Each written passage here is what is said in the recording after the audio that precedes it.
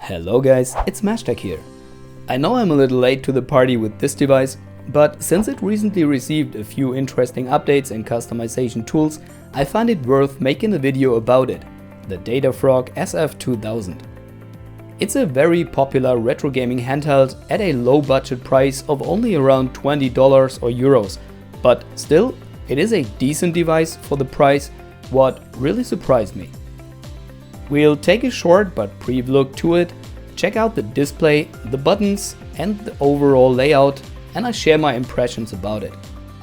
Additionally, in this video, we'll fix the bootloader problem, install the latest firmware version for all its improvements, take a brief look at the screen tearing problem, go through the steps of adding your own games, and check out some gameplay and the limits of this device. Enjoy!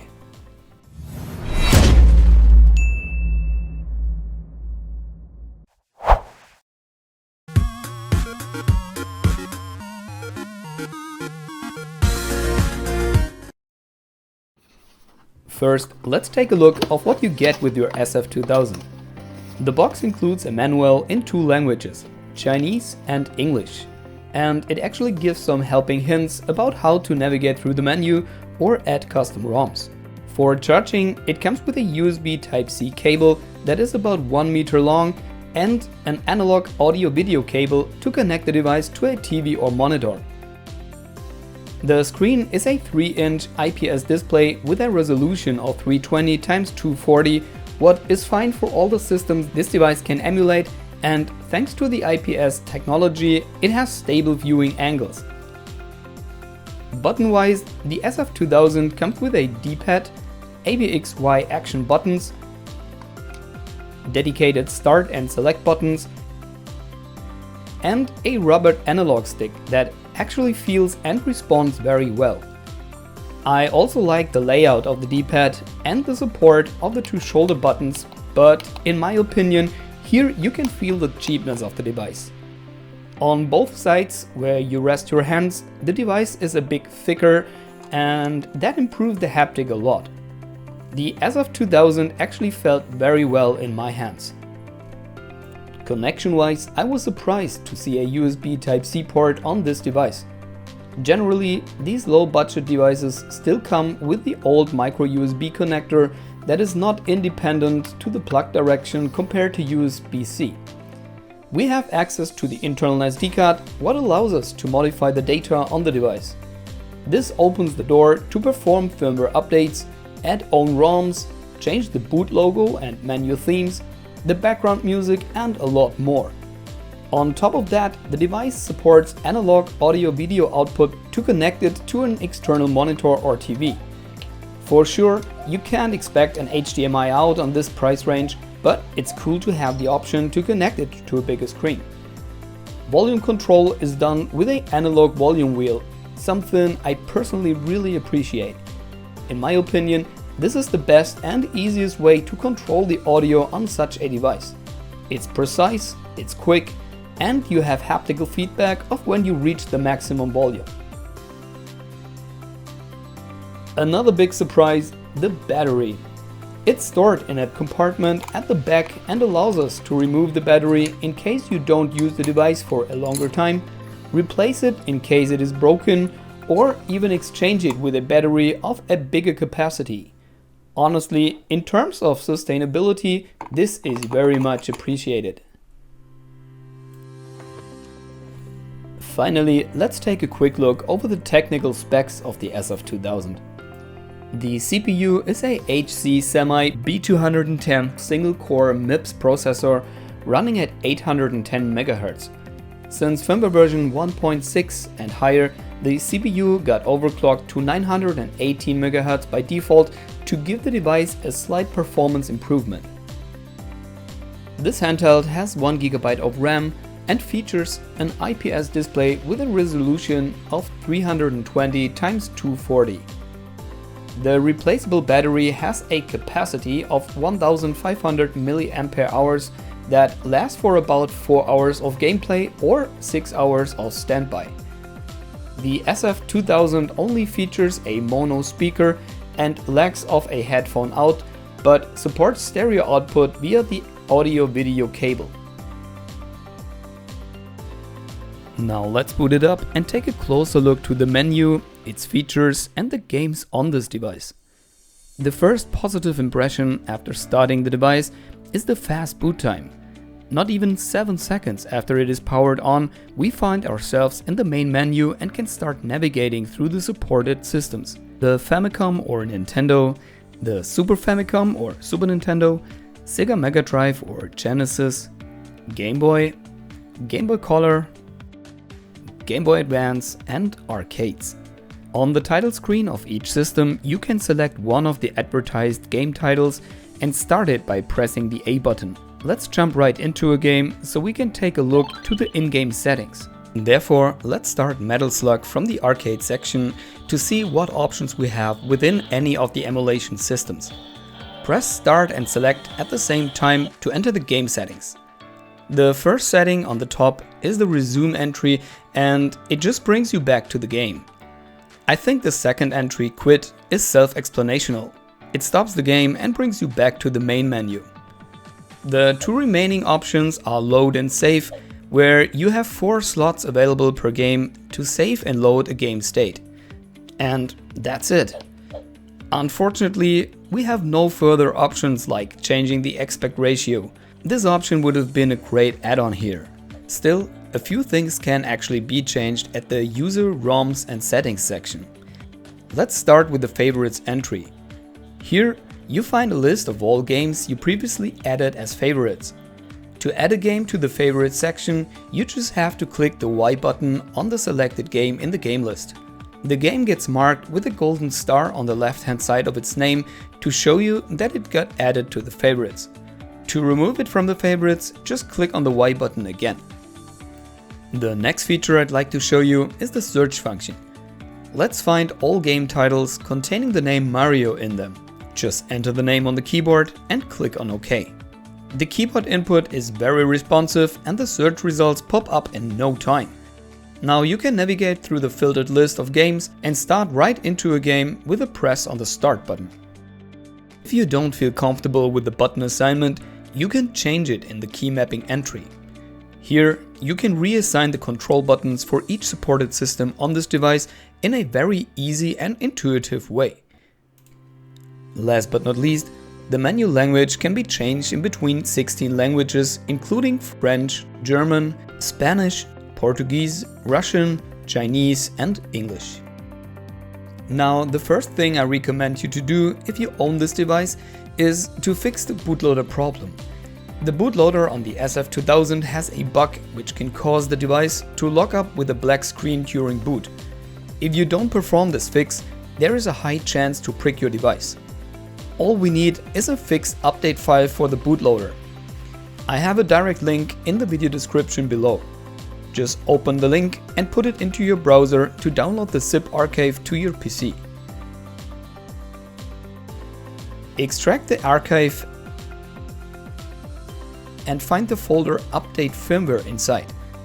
Just copy the folder over to the root directory of the SD card of your SF2000. After that, you can safely remove the SD card from your PC. Now insert the SD card back into your device and power it up. The bootloader fix will be applied right on the startup, as you can see on the little update progress indicator on the bottom left side. After the device started into the menu again, the fix got installed successfully. Now you can power off the SF2000 and insert the SD card back into your PC. To avoid installing the bootloader fix over and over again with every start of your handheld, we open the root folder on the SD card again and remove the update firmware folder since it is no longer required. Like that, you can insert the SD card back into your SF2000 and you're done. As next step, I recommend updating to the latest firmware version 1.71, since the SF2000 received quite a lot of performance and feature upgrades with the last few firmware versions. The overall performance got improved by overclocking the CPU from 810 MHz to 918 MHz. Plus, performance improvements, especially for the SNES emulator, and further firmware features such as more supported languages, custom key mappings, a history function that lists up your recently played games, and more.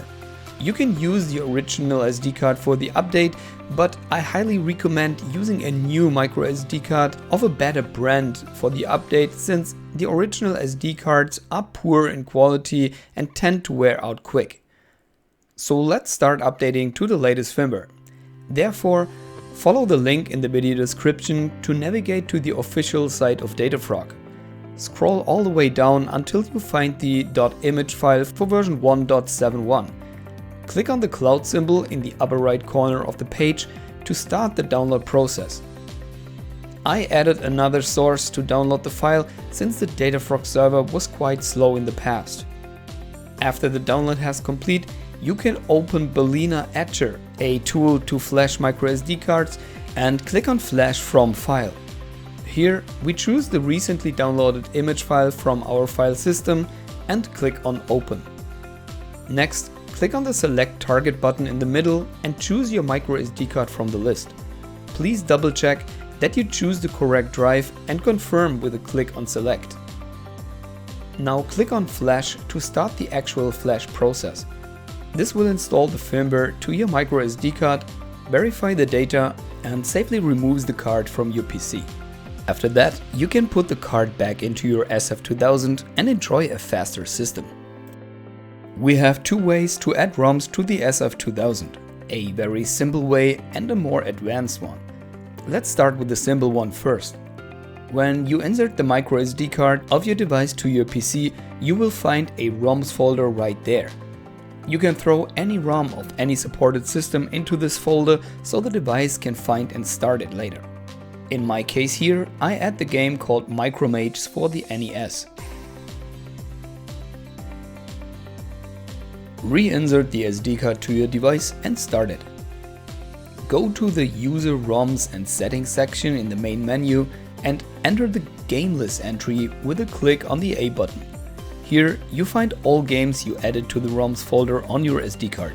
The downsides of this method are the facts that the games are not sorted by systems and that they show up without any box art. The second and more advanced way to add ROMs will allow us to add it together with its box art. The SF2000 follows a unique way to wrap the game and associated box art together using a little program called Frog Tool. Let's start. For this example, let's add the Micromages game to the NES section again. First, take the ROM and wrap it into a .zip archive. This should work with any compressing tool. In my case here, I use WinRAR. So just right click on the ROM file, select compress and select .zip as archive format. First step done. Now we need a box art thumbnail. I found a good one on the developer side of the game that I just use here. One important thing, both files, the one of the .zip archive and the thumbnail, need to have the same file name. In my case, I named them both micro_mages. Now we put both files, the .zip archive and the thumbnail, into the NES folder of the SD card. Let's get to the final step and let Frog Tool do its magic. So first, insert the SD card into your PC and start Frog Tool. As first input, we need to tell Frog Tool the drive letter of our microSD card. You can find out the correct letter by opening your file browser. In my case, the SD card has the drive letter E, so I type E followed by a colon. Next, we need to instruct Frog Tool what game list needs to be updated. Since we added a NES game, we type FC for Famicom and press Enter. Confirm the next question with Y for yes and press Enter again. Now Frog Tool will update the game list file and link the box art to the title, and everything is done. Now let's check it out on our SF2000. Back on our device, we can use the search function to get to our recently added game. So I type MICRO, micro, and click on OK. The first entry the device found is the title we added to the general ROMs folder without box art. The second entry is the game we added using Frog tool, and as you can see, it shows up with the box art image we provided with the game. Back in the main menu, we can also find the game in the Famicom section. Change over to Famicom and press Start to enter the section. Scroll all the way over to the game starting with M, and here we find our recently added game Micromages. Let's talk about one of the biggest problems of this device, screen tearing. In almost every game with fast changing game scenes, you will notice that the screen objects can look distorted. In the last major updates 1.5 and 1.6, it got claimed that this situation got improved with performance tweaks and emulator updates, what I definitely can't confirm. Here in Super Mario Bros. You can easily see the screen tearing with a closer look to the ground where Mario is running about. And both versions, the one that gets shipped with the device on the left hand side and the latest firmware version 1.71 on the right hand side, show the problem without a significant difference in between them. So to me, it rather looks like this ain't a software fixable problem, but more a hardware related synchronization issue in between the CPU and the screen. Let's get to the interesting part and take a look at some gameplay so you can make your own opinion about this device, starting with 1943 from the arcade section. I played this game a lot to test the analog stick, and I have to say, this little guy really does a good job though. The movement changes are accurate, responsive, and the handling of the stick is super comfortable. Thanks to the rubber top surface, I never lost grip on it, even if I just controlled it with only the middle of my thumb. Any of the arcade games was running perfect on the SF2000. The same goes for the NES games. Super Mario Bros. And any other title I tested from the system runs super fluid as expected. The button layout is perfect for side-scrollers and jump and run games like this. The only thing that annoys me here is the screen tearing. Just for the sake of completeness, I also want to cover some Game Boy/Game Boy Color gameplay for you. For sure, all titles I tested so far just did run great. Super Mario Land and Tetris play super smooth on the SF2000, and the overall button layout is perfect for these consoles. I only wish we had the chance to set the aspect ratio to 4:3 to get rid of the stretched image. Another positive thing I like to mention here, Game Boy/Game Boy Color was the only system where I didn't recognize any screen tearing. Now let's go on a step further and take a look at the Game Boy Advance emulation. Since the Game Boy Advance aspect ratio of 3:2 is not too far off from the SF2000's aspect ratio of 4:3, the image on the screen looks way closer to the original. Beside that, all games run smooth without any video issues or audio glitches. The same goes for Sega Genesis or Mega Drive. There's nothing to complain about the performance of this emulation system. Just the original button mapping was a bit weird, so I had to adjust it in the settings. Once done, the SF2000 keeps the settings for all games of that system. Now finally, let's take a look at the Super Nintendo emulation. And since the SF2000 looks like a Super Nintendo controller, you might expect that this is the master system of this device. Well, the truth is, it's exactly the opposite way around. The SF2000 struggles most with the demanding Super Nintendo titles. Don't get me wrong here, the majority of the games actually run pretty well on it, but demanding titles such as Star Fox or Super Mario World 2 Yoshi's Island exceed the limits of this device. At these titles you feel some significant frame drops and the sound struggles a lot.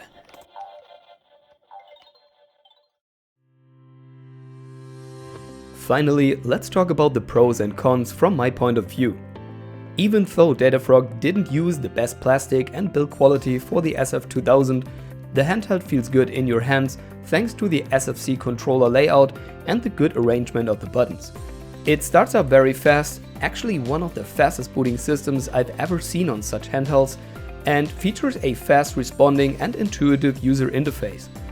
Almost all games that come along with the device run decent and are featured with box art in the game lists. And even though this is a low budget device, it comes with surprising features such as a IPS display, an analog joystick, a USB-C charging port, audio-video output to hook it on a TV or monitor, and a recharge and replaceable battery. Last but not least, the price of this device is almost unbeatable. I've even seen it on sale for $12 to $15 or euros, so this almost makes it a no-brainer to get it. Beside all the hard facts around the SF2000, it also benefits from something people might underestimate: a huge fanbase and community. Thanks to this, the development of the device will go on, and we can expect more improvements in future, such as custom firmwares like multi-core, performance improvements, stability, even more features, and support of more emulation systems. For that last point, I wouldn't expect too much, but there's still a lot of 8 and 16-bit emulation systems out there that may find their way to the SF2000. If you're interested in a video about custom firmware projects for this device, let me know in the comments below. On the negative side, for sure, I have to mention the screen tearing problem as the most annoying one. You might not be too sensitive for it, but even after playing around with it for quite some hours now, I still recognize it and it annoys me. Beside that, I found some Chinese and non-working ROMs in the collection, but it was only a few and that's totally fine with me. And if you like to have the collection clean, you can always put the SD card into your PC and sort out games you don't like. As you have seen in this video, the weak CPU already struggles with some demanding titles on 16-bit systems like SNES, so the number of decent emulatable systems is really limited. If you'd ask me for a recommendation of this device, I'd say it's perfect to hand it out to your kids. It has this easy on-off button, starts up quick, has a simple to use user interface, and fits perfect to smaller hands. And if they break it, you don't have to worry too much about the money. I wouldn't recommend it as a daily driver for sure, since the CPU is just too weak to support all the systems I like to see on a retro gaming handheld. As an alternative for the SF2000, if you can spend a bit more money, I'd say you should rather get a game console R36S or a M17.